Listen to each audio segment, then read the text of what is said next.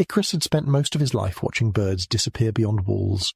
Whenever one crossed above the palace on Crete, his eyes followed it. A servant might be speaking. A guard might be ordering him away from a doorway.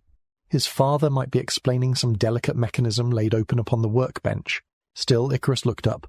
The birds never hesitated at the watchtowers. They crossed above the palace as though Crete belonged no more to King Minos than it did to the clouds. Some climbed until they became dark marks against the brightness. Others swept low over the courtyards, their shadows racing across the pale stone before vanishing toward the sea. Icarus always watched until they were gone. Birds did not need roads. They did not need gates. They did not ask permission to leave. They simply passed beyond whatever trapped the people below them, and vanished into a distance no wall could measure. When Icarus was young, he believed his father had that same freedom.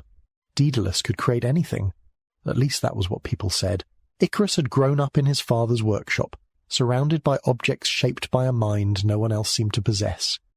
Doors fitted so perfectly into walls that they vanished when closed. Wooden figures moved when hidden cords were pulled.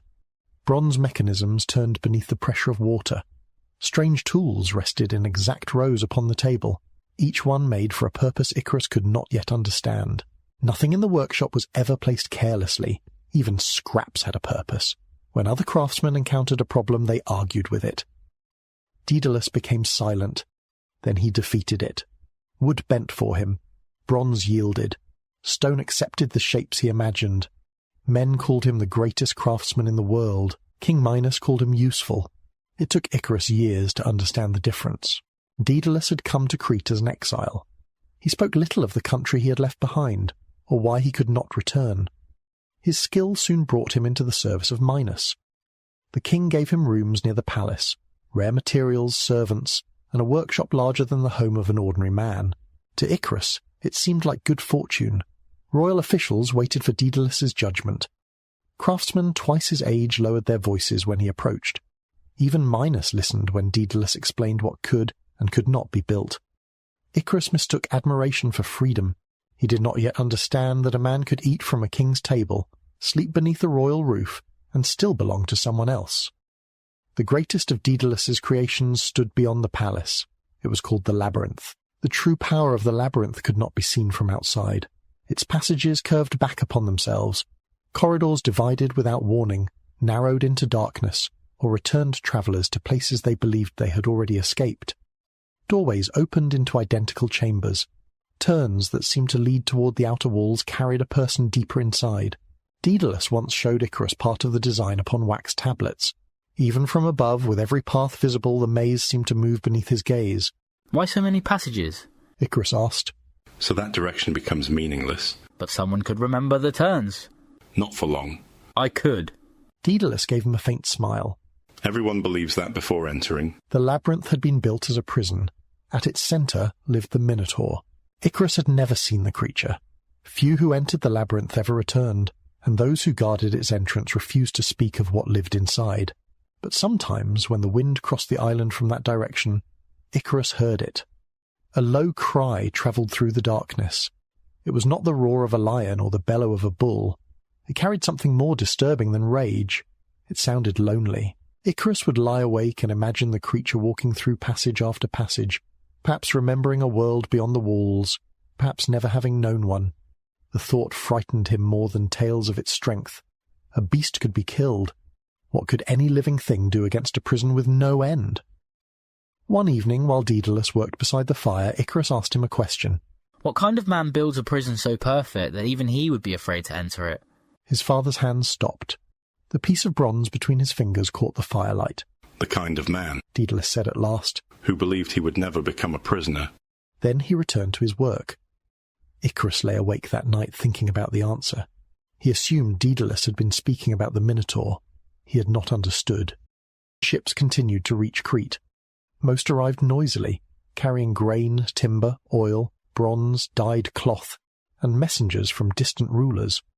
Others entered the harbour in silence. Those came from Athens. The young men and women aboard them were not merchants or travellers, they were tribute. Icarus remembered watching one group descend the gangplank beneath armed guard. A girl near his age clung to the hand of an older boy. Her face was swollen from crying. The boy whispered to her continuously. Perhaps he promised that he would protect her. Perhaps he knew he could not. No one in the watching crowd objected. What will happen to them? Icarus asked. The servant beside him told him to return to the palace. Are they going into the labyrinth? The servant would not answer. Later, Icarus confronted his father in the workshop. The Minotaur kills them. Daedalus continued adjusting a bronze clamp.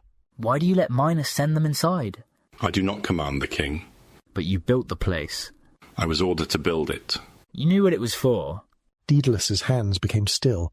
A craftsman does not decide how every creation will be used.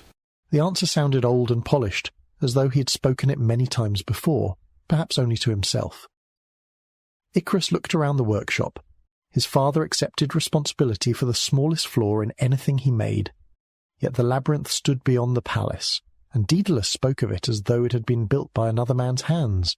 Icarus wanted to challenge him, but he was still young enough to fear his father's disappointment more than his own unanswered questions, so he remained silent.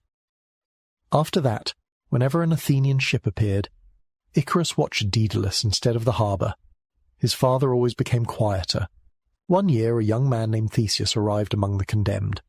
Icarus saw him crossing a palace courtyard under guard. Unlike the others, Theseus did not stare at the ground. He studied the gates, the soldiers, and the distant walls of the labyrinth with the same focused attention Daedalus gave an unfamiliar machine. Their eyes met briefly. Icarus expected fear.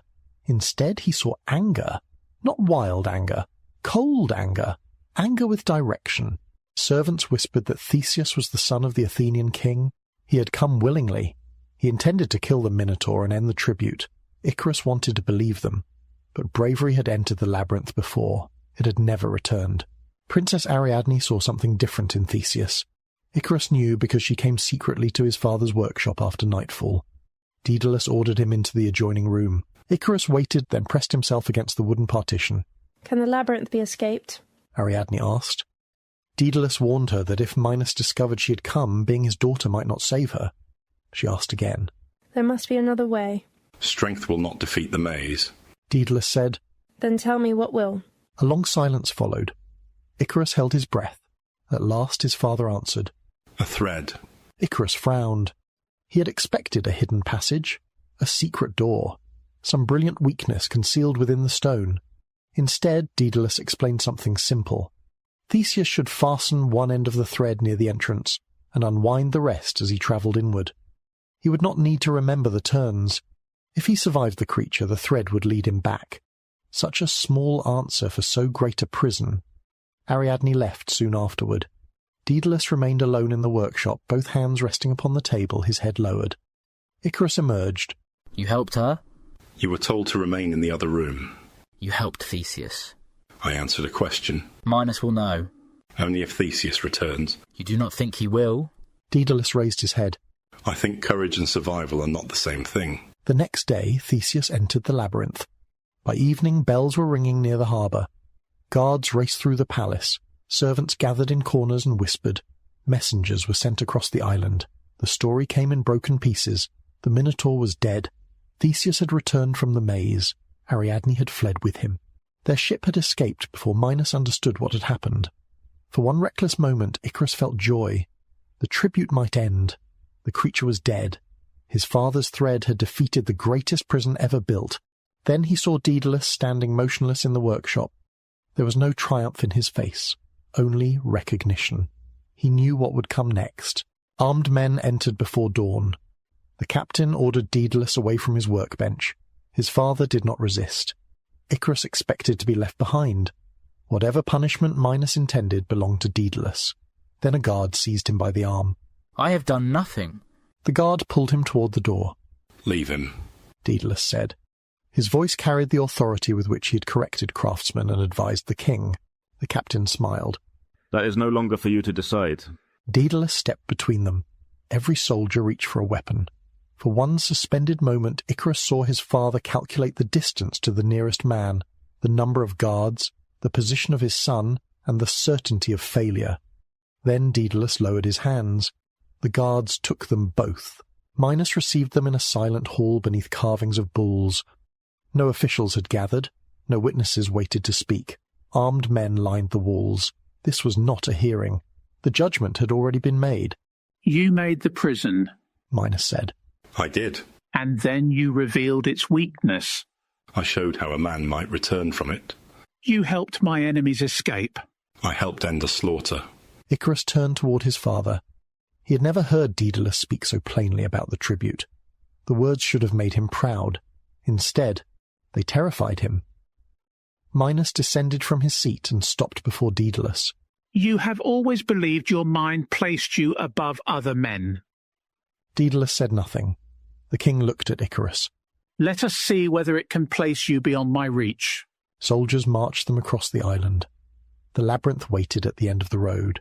Its pale walls no longer seemed distant or mysterious. The open entrance appeared like a mouth. Beyond it waited darkness. Daedalus stopped. A guard shoved him forward. His father stumbled but did not fall. Icarus had never seen anyone handle Daedalus that way before. The sight stripped something away. His father had always seemed protected by his importance, as though the world needed his mind too greatly to harm him. Now he was only a man surrounded by weapons. Icarus moved closer. Daedalus's hand closed around his shoulder. The grip was firm, but beneath it Icarus felt a faint tremor. The invention that had made his father famous stood open before them. Together they entered. The doors closed behind them. The last line of daylight narrowed across the floor and disappeared. For several breaths neither moved. Then Daedalus struck flint. A small flame rose from a lamp the guards had left behind, revealing 3 passages and walls of pale stone. Stay close, he said. At first, Icarus believed his father would lead them out immediately. The maze belonged to Daedalus. Every corridor had once existed inside his mind. Surely Minos had made a mistake by imprisoning its creator within it. Daedalus moved without hesitation. He passed through narrow openings hidden behind columns, crossed identical chambers, and turned away from paths that seemed most likely to lead outside. Icarus struggled to remain close. The labyrinth swallowed sound. Their footsteps returned from different directions. Sometimes he turned quickly, certain someone followed them through the dark. Only stone waited behind him. At intervals that might have been mornings, guards opened the outer doors and left bread, water, oil, and lamps in the first passage. Daedalus watched from a distance but never tried to rush them. Always measuring, always thinking, never acting, days lost their edges. Thin openings high in the walls admitted sunlight for brief hours. Elsewhere the darkness never changed. Icarus scratched marks into the stone each time he woke after what seemed like a full night. At first he counted carefully. After a while he could not remember whether he had marked every day or some days twice. Eventually he stopped. Time had become another corridor without direction. The Minotaur was gone, but traces of it remained. Scratches crossed the walls, broken bowls lay in corners, deep marks showed where the creature had paced the same paths again and again. Daedalus brought Icarus to the central chamber only once. The room was larger than the others. Long marks scarred the floor. Deep scratches covered one wall at the height of a man's chest. Icarus knew he was standing where Theseus had killed the Minotaur. From the palace, the victory had sounded glorious. Inside that room, it felt different. He imagined the creature brought there before it understood what a prison was, growing larger while the walls remained the same. Did it ever see the outside? Icarus asked. I do not know. You built this for it? Daedalus looked toward the scratched wall. Yes. Did you know Minos would keep it here forever? His father did not answer. You told me a craftsman was not responsible for what another man did with his creation. I remember. Do you still believe that? In the weak lamplight, Daedalus suddenly looked old. I do not know. Icarus wanted him to say no. He wanted his father to confess that the labyrinth had been wrong, that the dead Athenians mattered, that Minos had turned his pride into a weapon. Instead, Daedalus offered uncertainty. At the time, Icarus mistook it for cowardice. He left the chamber. Daedalus followed. Weeks passed. Perhaps months. Icarus learned the maze despite himself. He counted turns, recognized patterns in the stone, and followed subtle changes in the air. One corridor smelled faintly of salt. Another remained cool even during the warmest hours. The labyrinth stopped frightening him. That was worse. Fear had made it feel temporary. Familiarity allowed it to become a home. Icarus refused to accept that. He searched for every place where daylight entered. The openings were narrow and impossibly high. Through them he saw fragments of the world. a patch of blue, the edge of a cloud, the underside of a passing bird. Sometimes feathers drifted inside. Icarus collected them, at first because they were beautiful, later because they had touched the outside. He kept them in the chamber where he slept. White feathers smelling faintly of salt, grey feathers, brown feathers, and black ones that shone when the light found them. Daedalus noticed but said nothing. One day, Icarus stood beneath a shaft of sunlight when a long white feather floated through the opening. It turned as it fell. The moving air lifted it, released it, then caught it again. For several breaths, it seemed unwilling to touch the earth. Icarus held out his hands. The feather settled across his palms. It was the first thing in the labyrinth that had come to him from the sky. Daedalus entered the chamber. His gaze moved from the feather to the opening above. Where did you find that? It came through. Daedalus took it carefully. Instead of returning it, he held it by the shaft and moved it through the air. The separate strands bent, then returned to place. His expression changed. Icarus recognized that stillness. He'd seen it in the workshop whenever his father encountered a problem worthy of him. The defeat vanished from Daedalus's face. His eyes sharpened. What is it? Icarus asked. Daedalus looked toward the opening. For the first time since entering the labyrinth, he seemed to see something beyond the walls. After that day, he began studying the air. He held flames beneath the openings and watched the smoke bend. He dropped dust through shafts of light. He began collecting feathers. He saved the thread tied around their bread and scraped wax from the lamps. He searched the maze for straight pieces of wood, reeds, bone, and anything light enough to form a frame. Icarus followed him until he could no longer bear the silence. What are you making? Nothing yet. You are always making something. Not until I know it can work. That night, Icarus could not sleep. His father had found an idea. That alone changed the darkness. The next day, Daedalus spread the feathers across the floor of a hidden chamber. There is one road miners cannot guard, he said. Thread, wax, wood, feathers. The materials looked small and pitiful against the stone. Then Daedalus pointed upward. Icarus followed his finger. Understanding came slowly. When it did, he laughed. The sound escaped into the passages and returned from every direction. Daedalus seized his arm. Quiet. You mean to fly? I mean to escape. Men cannot fly. Men could not cross the sea until someone made the first ship. A ship rests on water. And a wing rests on air. Icarus looked again at the feathers. The idea was impossible. That was why he believed it. His father had returned. Not the silent man who measured walls and admitted defeat, but Daedalus of the workshop, the man who looked at the rules of the world and searched for the place where they might bend. The work began. They searched beneath every opening and climbed through upper passages where birds nested near cracks in the stone. Daedalus arranged the feathers according to strength and size. Look at the shaft, he told Icarus. Not only the length. They look the same. They are not. He placed 2 feathers in Icarus's hand. One bent easily, the other remained firm. Strength near the frame, flexibility toward the edge. The work fascinated him. It also demanded a patience he did not possess. Days could be lost constructing a single section. Wax heated too long became useless.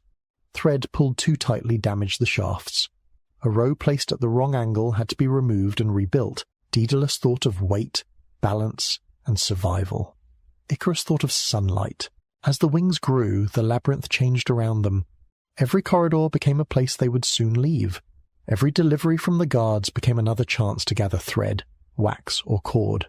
The first pair of wings belonged to Daedalus. The frame was broad and reinforced at the shoulders.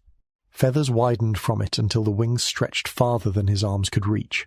The second pair was smaller. Icarus watched it take shape with fierce possessiveness. Those wings did not belong to Minos. They did not belong entirely to Daedalus. They belonged to him. When both pairs were complete, Daedalus lifted Icarus's wings from the floor. White, grey, brown and black feathers overlapped in long, careful rows. Loose edges trembled in the moving air. The wings were not perfect. They were beautiful because they had been made from broken and discarded things. Icarus placed his hands beneath them. They were lighter than he had imagined. For months they had existed in fragments. Now the fragments had become one thing. When do we test them? When I am certain. You are never certain. That is why my work survives. Icarus released the frame. Your labyrinth survived. The words escaped before he could stop them. Daedalus became still. Icarus wanted to apologize, but pride held him silent. His father looked toward the surrounding walls. Yes, He said. it did. The first test took place in a broad chamber high inside the labyrinth. A large opening overlooked the sea, and through it the sky appeared vast enough to swallow them. Icarus had not seen so much of the outside since their imprisonment. The horizon seemed impossibly far away. Wind entered the chamber and touched his face. Real wind. Air carrying salt, warmth, and the living world. Daedalus fastened the larger wings across his shoulders. You are going to try them here? Icarus asked. I need to understand how they catch the air. What if they do not? Daedalus glanced at the stone floor. Then I will not fall far. He raised the wings. For the first time, Icarus saw fear enter his father's hands. Daedalus ran. He leaped. The wings opened. Air gathered beneath them. Daedalus rose. Not for an instant. Not by accident. He flew. Icarus forgot to breathe. His father crossed the chamber above the stone, turned awkwardly, and landed hard upon one knee. For several seconds, neither spoke. Then Icarus began to laugh. Daedalus laughed with him. It was a sound Icarus had not heard since before the labyrinth. He ran forward, and his father pulled him into an embrace. The wings curved around them both. They were leaving. The morning of their escape arrived beneath a clear sky. Before sunrise, they carried the wings through the silent passages. He had hated those walls. Now some part of him resisted leaving them. They reached the upper chamber. Beyond the opening, the sea was dark, but a pale line had appeared along the eastern horizon. Daedalus placed the smaller wings across Icarus's back. Daedalus gripped his shoulders. Listen carefully. I have listened for months. Then listen once more. His voice was almost angry. We will fly between the sea and the sun, descend too low and the spray will soak the feathers, climb too high and the heat will soften the wax. I know. Remain behind me. I know. Follow the path I take. Do not chase the birds. Do not test how high the wings can carry you. Do not let excitement choose for you. Take the middle path. Daedalus said. Nothing more. Something in his voice softened Icarus's impatience. I will. Daedalus searched his face. Then he pulled Icarus against him. The embrace was sudden and fierce. The wooden frames pressed between them. Before Icarus could properly return it, his father stepped away. Daedalus fastened his own wings. He spread them and ran. For an instant, Icarus believed the wall would stop him. Then the wind caught beneath the feathers. Daedalus passed from shadow into morning. He circled outside the labyrinth, awkward but airborne, then turned toward the opening. Come. Icarus stood alone. Behind him stretched the maze. Ahead of him the floor ended. He approached the opening. The land dropped steeply toward the sea. His courage vanished. He had never imagined falling before the wings caught him. His legs weakened. Icarus! I cannot. The confession escaped before he could hide it. His father climbed closer. Yes, you can. You tested yours. They are the same. They are not. Somewhere behind Icarus, a voice shouted within the maze. Another answered. The guards had heard them. Footsteps echoed through the stone. There would be no second chance. If Icarus remained, Minos would reclaim him. The wings would be taken. The labyrinth would close again. He ran. At the edge, every part of him tried to stop. He jumped anyway. The stone vanished. His stomach rose into his chest.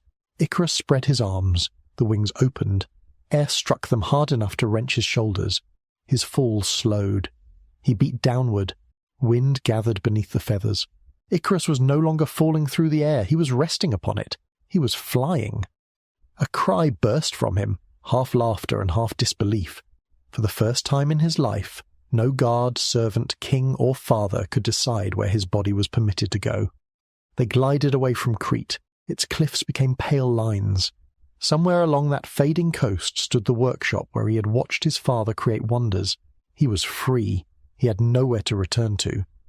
Daedalus flew onward. Icarus followed. Fishermen looked up from their boats. One dropped to his knees. On a distant shore, a shepherd stood motionless beside his flock. Icarus imagined what they saw. Two figures crossing above the sea upon enormous wings. Not prisoners, not fugitives. Gods. A bird swept beneath him, and Icarus leaned after it. Joy rose inside him until it almost hurt. The sky did not merely carry him away from Crete. It changed what he was. He was no longer the boy standing behind Daedalus in a workshop. He was no longer the prisoner following his father through the dark. For the first time, his body belonged entirely to him. Daedalus flew steadily ahead. Every movement served the journey. He did not turn unless the wind required it. He did not rise simply to see father. Icarus began to feel confined.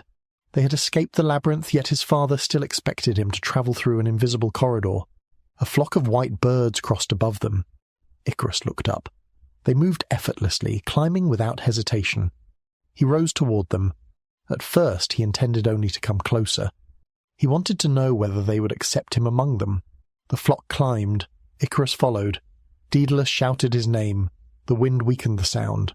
Icarus glanced down. His father gestured toward the lower path. Descend. Icarus almost obeyed. Then a bird passed directly before him. For a heartbeat its eye met his. It did not seem surprised to find him in the sky. The flock turned upward. Icarus went with it. The sea receded. Sunlight warmed his face. Nothing stood between his body and the heavens. Icarus. His father's voice reached him faintly. Daedalus flew far below, climbing with heavy, deliberate strokes. Icarus lowered one wing.